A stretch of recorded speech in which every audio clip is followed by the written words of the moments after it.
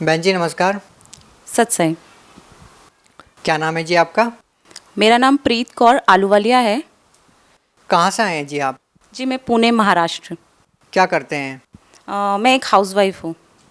संत रामपाल जी महाराज से कब जुड़े आप? संत रामपाल जी महाराज जी से मैं 2007 में जुड़ी हूँ। संत रामपाल जी महाराज से नाम दीक्षा लेने से पहले आप क्या भक्ति करते थे? एक्चुअली मैं पंजाबी हूँ, तो मेरे जो फादर हैं वो गुरुद्वारे में सेवा करते हैं, तो हम भी शुरू से गुरुद्वारे में जाते थे। हाँ, मूर्ति पूजा भी करते थे, दुर्गा जी की, जैसे लक्ष्मी गणेश, हम सब कुछ करते थे। तो पापा गुरुद्वारे में थे, हमने बचपन से बहुत स्ट्रगल देखा है, पापा ने बहुत मेहनत की है, लेकिन कुछ उसका लाभ नहीं दिखा हमने, क्योंकि हमने बचपन से ही इतना स्ट्रगल देखा है, इतनी गरीबी देखी है कि बता नहीं सकते हम। संत रामपाल जी महाराज से नाम दीक्षा लेने के बाद सभी श्रद्धालुओं को कुछ ना कुछ लाभ जरूर होते हैं। आपको संत रामपाल जी महाराज से नाम दीक्षा लेने के बाद क्या लाभ हुए? लाभ तो बहुत हुए, उसमें से कुछ लाभ मैं आपको बताती हूँ। सब लोग मुझे बोलते थे कि आपकी बॉडी में ब्लड कम है, लेकिन मैं अवॉइड किया करती थी। एक दिन ऐसे ही मेरी तबीयत ख़राब हुई, मैं डॉक्टर के पास गई, डॉक्टर ने ब्लड टेस्ट लिख के दिया, तो ब्लड टेस्ट में मेरा हेमोग्लोबिन 4 निकला। तो डॉक्टर ने मुझे बोला कि आपका हेमोग्लोबिन बहुत ही कम है, आप चल कैसे रहे हो, आपकी बॉडी स्वेल नहीं है, आपको चक्कर नहीं आते। तो मैंने उनको बोला नहीं, मुझे कुछ भी प्रॉब्लम नहीं है, ना ही मुझे चक्कर आते, ना ही मेरी बॉडी स्वेल है, और ना ही मुझे थकान महसूस होती है। तो उन्होंने बोला कि आपको ब्लड चढ़ाना पड़ेगा। मैंने बोला हम संत रामपाल जी महाराज जी के भगत है, हमको परमात्मा ने ऐसे रखा है कि हमको जब मुझे ही फील कुछ नहीं हो रहा तो मैं क्या करूँगी।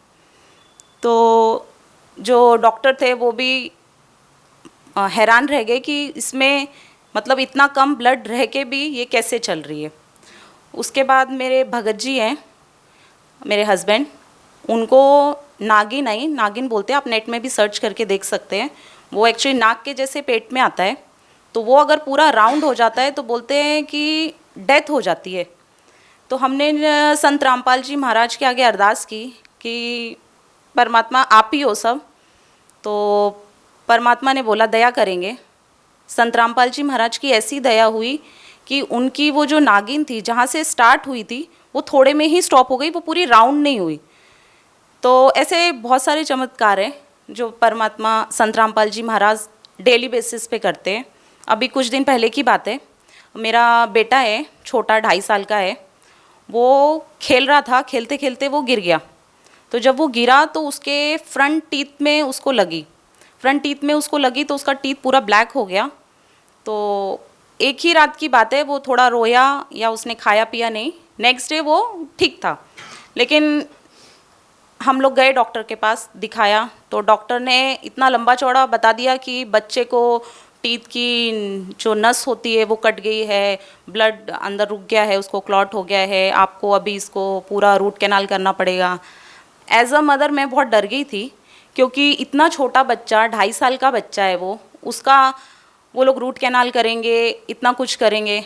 हमने परमात्मा के आगे हाथ जोड़े, उसको जलवल पिलाया, हमने वैसे ही छोड़ दिया उसको, क्योंकि जब तक बच्चे को कोई प्रॉब्लम नहीं है, बच्चा मुझे तकलीफ़ नहीं बता रहा है, तो मैं उसके लिए कुछ नहीं कर सकती। फिर वो ठीक था तो मुझे तसल्ली थी कि चलो परमात्मा देखेंगे। संत रामपाल जी महाराज इतनी दया करते हैं डेली बेसिस पे कि हमको कुछ मतलब करने की ज़रूरत ही नहीं पड़ती, वो खुद ही करते हैं अपने भक्तों के लिए।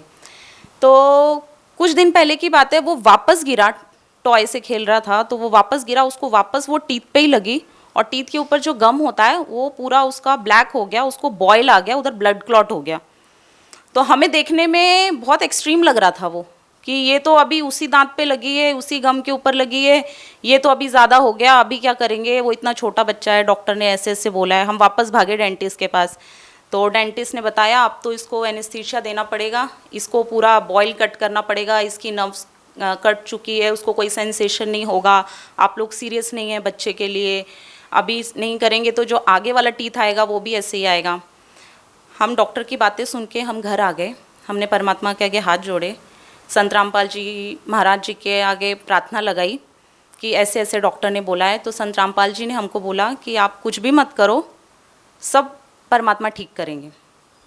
तो आप विश्वास नहीं करेंगे, हमने संत रामपाल जी महाराज को सुबह प्रार्थना लगाई और शाम को बच्चे का बॉयल भी ठीक था।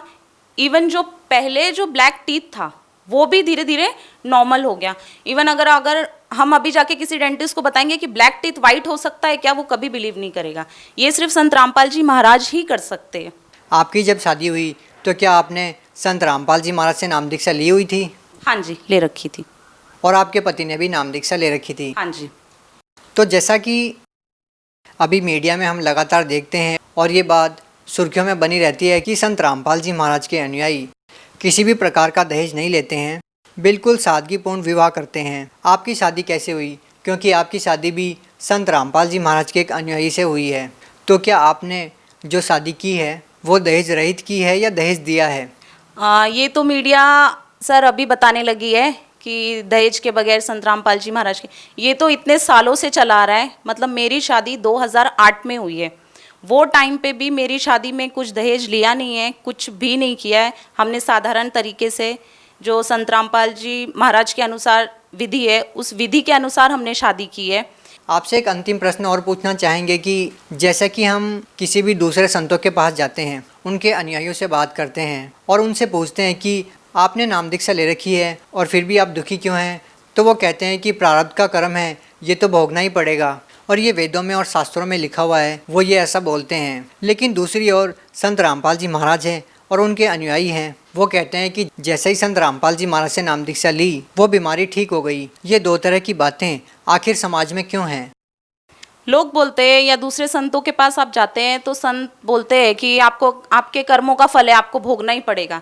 अरे हमारे कर्मों का फल अगर है तो हमें ही भोगना है, तो हम आपके पास क्यों आएंगे? ये जब हमारे जो जितने भी शास्त्र हैं आप उसमें भी पढ़ेंगे तो उसमें भी ये लिखा है कि जो सच्चा संत होता है ना, वो कर्म काट देता है, हमारे बुरे कर्मों को काट के उसमें अच्छे कर्म ऐड करता है।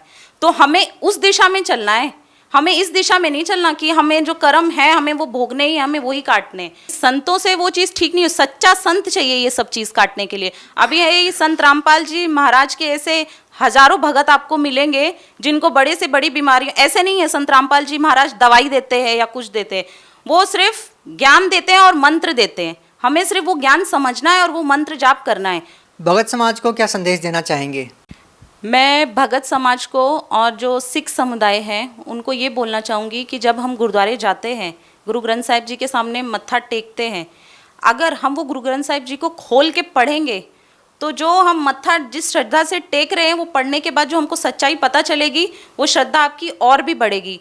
और आप संत रामपाल जी महाराज जी का सत्संग आता है, साधना पे आता है, बहुत सारे चैनल्स हैं आज जिनमें संत रामपाल जी महाराज जी का सत्संग चल रहा है, आप वो सत्संग पढ़े। संत रामपाल जी महाराज ने हर एक पन्ना खोल के बताया है, गुरु ग्रंथ साहिब जी का भी, कि इसमें क्या लिखा है और सच्चाई क्या है और आप लोग क्या कर रहे हैं। बहुत बहुत धन्यवाद आपका। सत साई।